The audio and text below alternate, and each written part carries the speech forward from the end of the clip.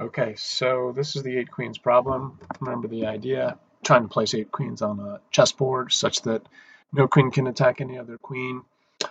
So they can't be in the same rows. We're going to define each queen to be maintaining a particular column. So queen 1 is attached to column 1. Its decision variable value is which row does it go in. So this would be like q1 equals 8. So the constraints for keeping them out of each other's rows aren't too bad, but let's just set up some of the formulation of the diagonal constraints. So how do they not attack each other diagonally? So I'm going to spell a little bit of this out in this little Word doc over here. So idea being, suppose I put queen 1 over here in position 3. That would then rule out these positions for queen 2, right? It could not be in these locations. Similarly, queen 3 could not be in these because that would mean it could get attacked diagonally by queen 1. So what we have in this specific situation, and really what I'm doing is I'm just trying to get to the general form of the constraint that I need, just by laying out a little bit of a specific example. Okay, so queen 1 is equal to 3 in this situation, but what that's also saying is that queen 2 cannot equal queen 1's position, right, plus 1. Okay, so if it's 3, this guy can't equal 4. Queen 2, that is. Similarly, queen 2 cannot equal queen 1 minus 1. Okay. If I work up my way down a little bit, I'll have queen 3 cannot equal queen 1 plus what? So queen 3 is here. So queen 1's position is 3. I don't want queen 3 equaling 5, so that's a plus 2. Similarly, queen 3 cannot equal queen 1 minus 2. Okay, like that. And then you can just keep going, right? So this would look like queen 4 not equal to queen 1. Let's just kind of combine this a little bit, say plus or minus 3, like that. Okay, and you can start to see what the pattern is so that then you can write out in general what things are supposed to be. And let's just see if I can't do a little 2-column deal here to get this to flow a little bit better. Let's see, I'm the 2-column guy. There it is. Okay. So in general, what I have is queen, let's call it J, is not equal to queen 1 plus or minus, and then the question is, what is that number over there? This when J was 4 and I was 1. I'm sorry, when J was 4, this was 4 minus 1. Here, when J was 3, this 2 over here is J minus 1 as well. So this quantity is just J minus 1. Okay. So that would be the constraint in general. That's for J equal to 2, 3, all the way up to 8. What if we did this for queen 2? Okay, so what's that going to look like? So I'll make a new page here. Let's go insert a page break. We'll just kind of repeat some of this stuff. Just going to copy and paste this little table down here. Let's blow it up a bit.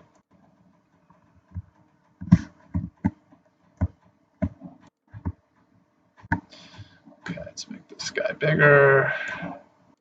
Come on.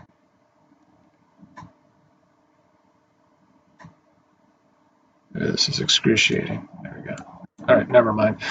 We'll just leave it as is. So Q2 now, let's get rid of all these guys though. So delete what's in here, and once I lay out a Q2 somewhere, suppose Q2 equaled, Q2 is there, right? Q2, the variable equals what? 1. So what we want to constrain away here is I can't have like anything basically like this. Okay, and even though there's nothing really up here because you're off the board, we can include that. Other constraints will prevent us from ever getting negative values anyway. So to keep this constraint fairly straightforward, I'll do Q3 not equal to Q2 plus or minus 1. Okay, Q4 not equal to Q2, right? We're all referencing back to Q2, but now that we're 2 rows away,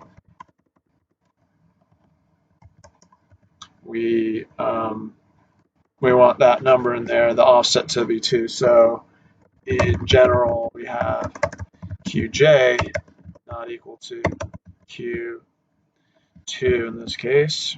I'm going a bit slow, but you can always skip this stuff if it's a little too. Hang on a second. Plus or minus J minus 2. That's the way that formula is working. So overall, what we get in general is that Qj should not equal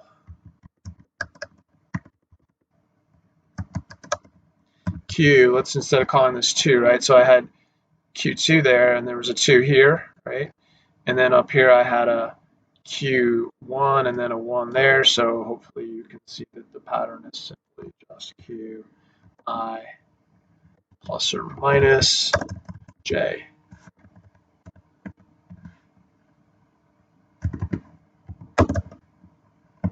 J minus I, like that. Okay. So helpful here to indicate the indices. So I is the first queen, 1, 2, 3. That can go all the way out to 7.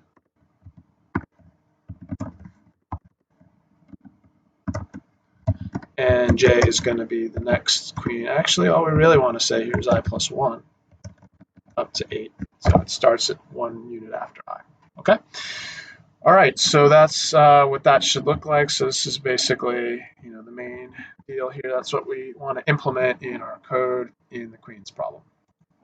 All right. I'm going to go ahead and code this up. I'm actually going to start this one from scratch just to kind of refresh everything again. So I need to import my 2 libraries at the beginning. So ORTools sat Python, import CPU model, and then I'll grab solution printer.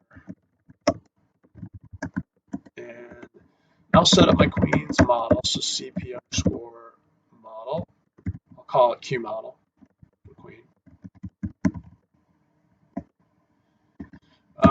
I'll hard code some parameters here. Let's call the number of queens equal to 8 and the number of rows equal to 8. So a standard chess situation, but you could alter these if you wanted to solve the variation on the problem.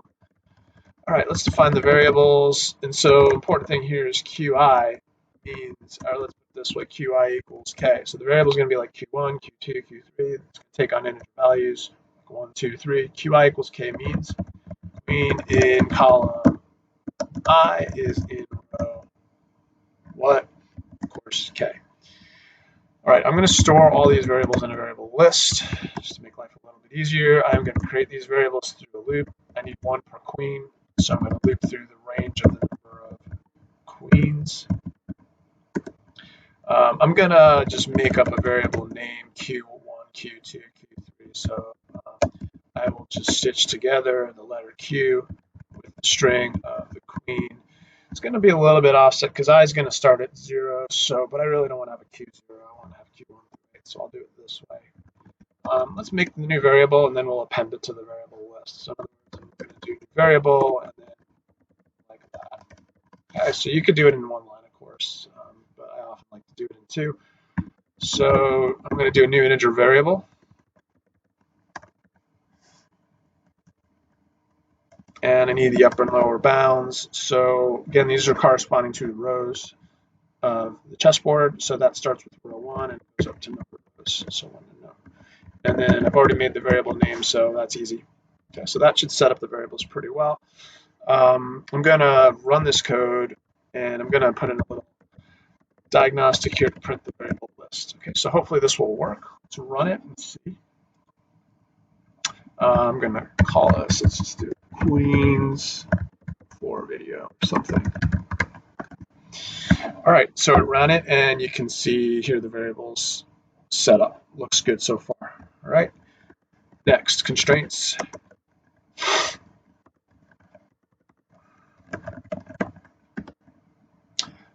Okay, so remember we were talking about this earlier with the slide presentation of this stuff. The variable values are rows, right? So each one has to be in its own row. Each queen has to be in its own row. their row variable values have all be different.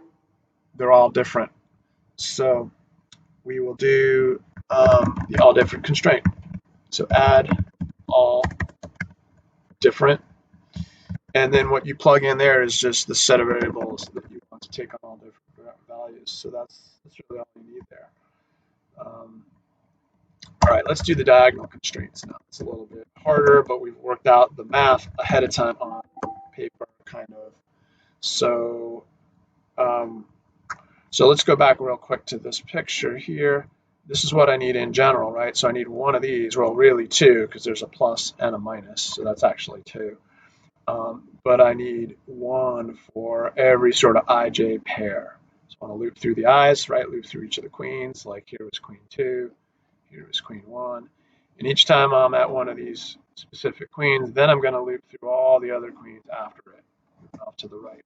Okay, so not a big deal, just a loop. Sorry if you're hearing this email things. I probably should turn that off. But in any case, let's loop through the queens. So I have for I in range, this is the I from the formulation little snippet that I had there. So I want to go I equals the range number of queens. It's going to start at 0, so we'll diminish that by 1. And then for j in range, again, this j start at I plus 1. So if I'm at queen 3, I want to start at queen 4 for the j's.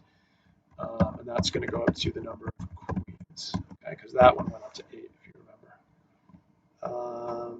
Okay, I think that's right. Let's see, is that right? So I is going to go 0 up to 7 in this case, right? Or 0 to 6, actually, 0 to 6. 0 to 6, which is actually right because we wanted it to go 1 to 7, okay?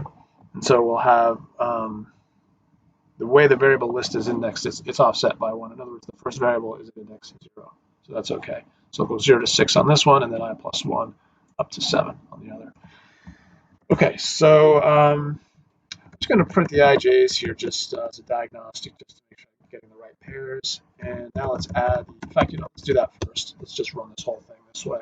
Let's see if those look good. So these are the pairs. So in other words, when I'm at the 0th variable, which is queen 1, it should be sort of fanning out and checking diagonal collisions with these other queen locations. Okay, so those look pretty good. We get to the last one. This is really, the slot 6 is actually variable 7, Q7. This would be Q8. All right, so that's good. I'm going to get rid of that. And now let's just add those constraints. So again, what I'm getting here is this, okay? So Qj not equal to Qi plus minus J minus I. Okay, so add variable list J, that's Qj, not equal to, that's not equal to. Variable list I, and then plus, we'll do the plus in one line, J minus I. So that's one constraint. That's the plus, so don't want it diagonally above. And this is the below, don't want it diagonally below. And that ought to do it, okay? As far as formulating and constructing the model, the only other thing to do is to actually go ahead and solve it and display the results as we've been doing, so you can copy and paste this from someplace else if you want to. Although be careful, I was helping somebody who did this and they had the wrong model name. So solution equals CP model.CP solver. That's not usually an issue. All solutions. The variable list, right? So that's going to depend on this model. This is where the person had the mistake. They had run another model earlier in their session, hadn't cleared and reset the variables. And so we're getting some really strange results. So make sure this Q model here, this corresponds to the model you're in. So if you copy and paste and the other model is still in memory, you might get some strange results. That's it. So I run this. Print all solutions undefined. I have made this mistake. Sorry about that. It's just called print all solutions. So we run that and we get these 92 solutions. So you can go out and lay some of these out on a chessboard just to make sure they make sense to you. Certainly you can see by a quick inspection, at least in some of them, that none of the queens are ever in the same row, so the all different constraints working. But in addition, the diagonal is functioning as well. You can check that. It's 92 solutions. All right, that's it for that.